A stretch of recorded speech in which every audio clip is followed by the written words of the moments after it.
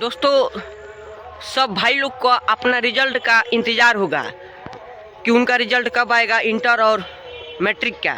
तो हम बता देना चाह रहे हैं कि उनका रिजल्ट बहुत ही जल्दी आएगा और बहुत ही जल्दी आने वाला है। यूट्यूब पर मतलब उनका जारी हो गया है। गूगल पर आप लोग जाके सर्च कर सकते हैं। ये देखिए, गूगल का अपडेट मैं आपको दिखा दे रहा हूँ और मैट्रिक का भी मैं आपको अपडेट दिखा दे रहा हूँ। गूगल पे मतलब गूगल से ये बता रहा है, लेकिन अभी मतलब कोई संभावना नहीं है कब तक आएगा। लेकिन हमको लग रहा है कि अप्रैल तक लग जाएगा, लेकिन रिजल्ट आएगा। ये मार्च में ही आएगा, नहीं तो अप्रैल में।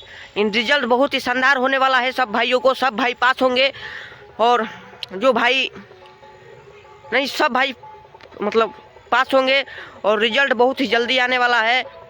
टाइमिंग उसका घोषित कर दिया गया है 2 बजे, मतलब सारी यूट्यूब चैनलों पे चल रहा है।